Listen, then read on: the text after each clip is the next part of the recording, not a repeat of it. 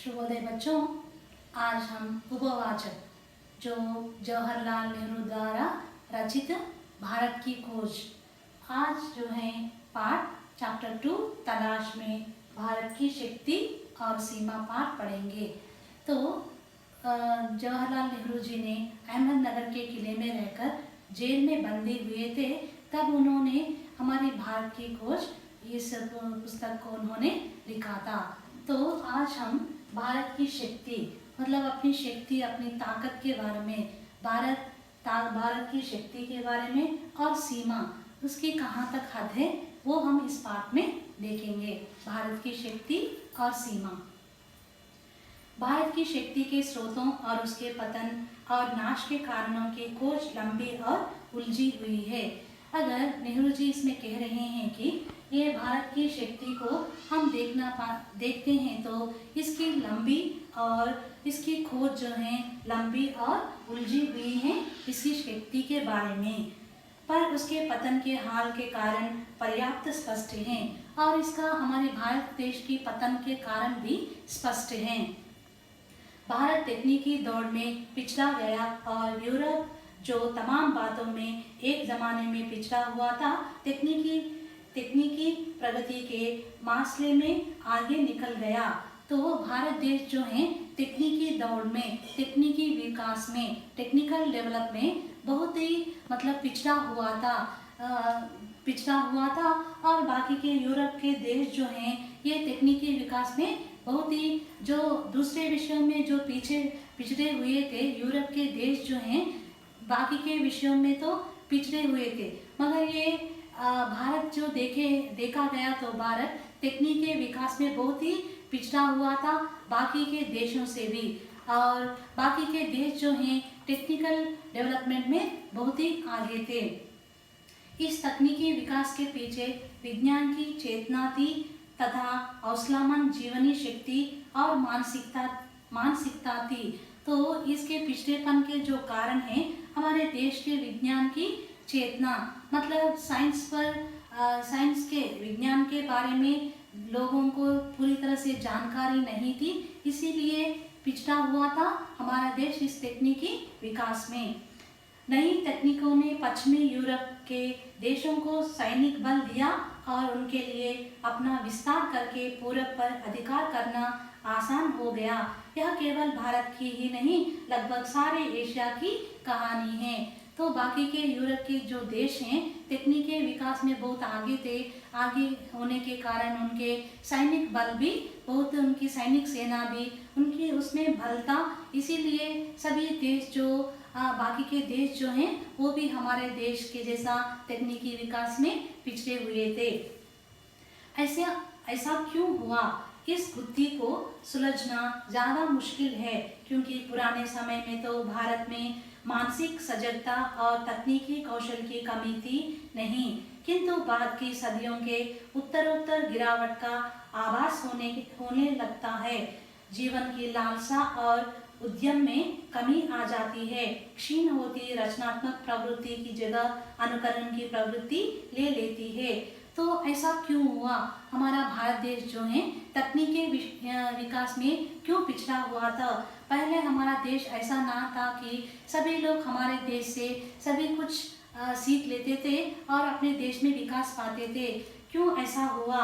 और हमारा ये मानसिकता, मतलब हमारे देश के लोगों की सोचने की शक्ति जो है, बुद्धि का मतलब जो होता है उलझा हुआ प्रश्न, ये प्रश्न मतलब तकनीकी विकास में क्यों हमारा देश पीछा पड़ गया था। किंतु हम सदियों की बात देखें तो हमारे देश की विकास जो है तकनीकी विकास में इतना कमी ना थी, और थोड़े जीवन की लालसा में लोगों की लालसा जो है आगे बढ़ने की कमी थी, और जो इंटरेस्ट ही नहीं दिखाता था इस विज्ञान के बारे में। और रचना जहाँ कामयाब के साथ विद्रोह विचार पद्धति ने प्रवृत्ति और ब्रह्मांड के रहस्यों को भेदने का प्रयास किया था। हमारे देश के जो पुराने ग्रंथों को देखें तो ब्रह्मांड के रहस्यों को भेदना मालूम करते थे हमारे देश के ऋषि मुनि लोगों के द्वारा। सभी कुछ, ये ब्रह्मांड क्या है, ये संसार क्या है, इसका रहस्य क्या है, ये मालूम करने का प्रयास भी किए थे।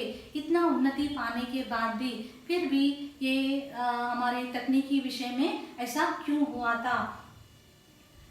भव्य कला और मूर्ति निर्माण का स्थान जटिल पच्चीकारी वाली सावधानी से की गई नक्काशी लेने लगी।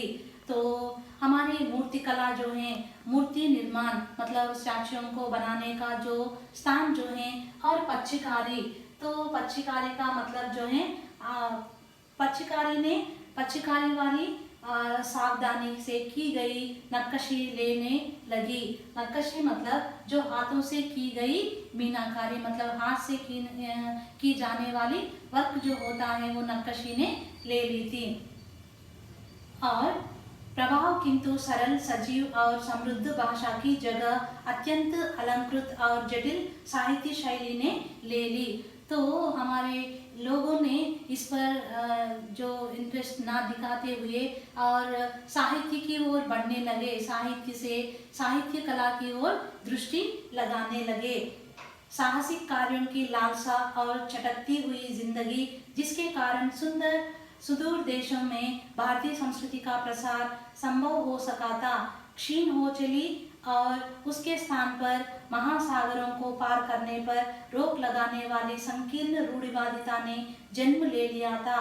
तो साहसिक कार्यों का लालसा मतलब साहस कार्य करने के लिए जो इच्छा थी, और जिसके मतलब जो साहस कार्य करने के लिए, जो काम सीखने के लिए सुदूर नगर पार कर दूसरे देश जाने वालों को रोक लगा दी गया था, क्योंकि यहाँ पर रूढ़िवादिता मतलब जो अंधविश्वासों को मानने का, लोग अंधविश्वास मानने लगे। जांच पड़ताल की विवेकपूर्ण चेतना लुप्त होती गई और अतीत की अंधी मूर्ति पूजा ने उसकी जगह ले ली। तो जो विकासपूर्ण जो है, विवेकपूर्ण मतलब अपने दिमाग से सोचने वाली शक्ति लोगों में कमी होती जा रही थी और लोगों ने मूर्ति पूजा करने लगे, मूर्तियों को पूजा करने लगे, उस पर यकीन करने लगे। अतीत के विकट भार ने उसे कुचल कर रख दिया और वह एक तरह की मूर्छा से ग्रस्त हो गई। मानसिक जड़ता और शारीरिक थकावट की इस हालात में भारत का ह्रास होने लगा। वह गतिहीन और जड़ हो गया, जबकि विश्व के दूसरे हिस्से प्रगति के पथ पर बढ़ते गए। तो दूसरे लोग जो हैं अपने विकास की ओर अपने दिमाग के साथ सोचते हुए अपनी विकसित करने के लिए, देश की प्रगति के लिए कार्य करने लगे। मगर यहाँ भारत देश में क्या हो रहा था, अंधविश्वास और रूढ़िवादिता ने वहाँ उस जगह ले ली थी और इस तरह हम पीछे रह गए। बाकी के देश जो हैं आगे बढ़ने लगे और अपने विकास करते हुए, अपनी तरक्की करते हुए आगे बढ़ते रहे। किंतु यह स्थिति का पूरा और पूर्णतः सही सर्वेक्षण नहीं है। यदि केवल जड़ता और गतिहीनता का एक रस और लंबा दौर रहा होता तो उसका नाता अतीत से पूरी तरह टूट जाता। एक युग का अंत और उसके ध्वंसावशेषों पर किसी नई चीज का निर्माण होता। तो ध्वंसावशेष मतलब बची हुई वस्तुएं, जो ह्रास हमारे देश की पतन होने लगी थी और ध्वंसावशेषों जो बची हुई वस्तुओं पर अपना किसी नई चीज का निर्माण होना, जो बची हुई वस्तुओं पर फिर से नवीनीकरण करके फिर वस्तुओं का निर्माण करते रहे। इस तरह का क्रमभंग नहीं हुआ और भारत में भी निरंतरता बनी रही। भारत ने भी ये सोचकर फिर अपना विकास के लिए, तरक्की के लिए वो अपनी ओर परिश्रम करते रहे और निरंतरता बनी रही। इसके अलावा समय समय पर पुनर्जागरण के दौर आते रहे। तो इस तरह से दूसरे देशों को देखते हुए भारत देश भी तरक्की लाने के लिए पुनर्जागरण मतलब नई गतिविधियां करने लगी। नए को समझने और उसे अनुकूल बनाकर कम से कम पुराने के उस अंश के साथ जिसके रक्षा करने लायक समझा गया उसका सामंजस्य करने के प्रयास साफ दिखाई पड़ते थे। और पुराने संस्कृति, ये सभ्यता, ये चीज़ों को बनाते रखते हुए और नई नई तरक्की की ओर लोग बढ़ते रहे। अवसर पुराने का केवल बाहरी ढांचा प्रतीक के रूप में बचा रहा और उसकी अंतर वस्तु बदल गई। मतलब बाहरी ढांचा जो अपनी सभ्यता संस्कृति को बचाते हुए अंदर की गतिविधियां बदलती रही। ऐसी लालसा जो लोगों को उस लक्ष्य की ओर खींचती है जो पूरी तरह सिद्ध नहीं किया जा सका हो, और साथ ही प्राचीन और नवीन के बीच सामंजस्य स्थापित करने की इच्छा बराबर बनी रहती है। इस तरह से पूरी तरह से नवीन और पुरातन जो भी पुराने जो संस्कृति पद्धति जो सभी चीज़ों को अपने मन में रखते हुए और नवीन विकास में आते हुए बदलाव को अपनाते हुए दोनों को सामंजस्य करते हुए ये बराबर अपना स्थापित कर रही थी। इसी लालसा ने उन्हें गति दी और उन्हें पुराने को बनाए रखने के साथ साथ नए विचारों को आत्मसात करने की सामर्थ्य दी। इस तरह से पुराने विचारों को अपने ख्याल में रखते हुए और नए विचारों को आत्मसात का मतलब है अपनाते हुए। तो पुराने जो पद्धतियाँ जो होते हुए संस्कृति सभ्यता को अपने दिमाग में रखते हुए और आत्मसात करते हुए अपनाते हुए नवीन विचारों को अपनाते हुए आगे बढ़ रहे थे।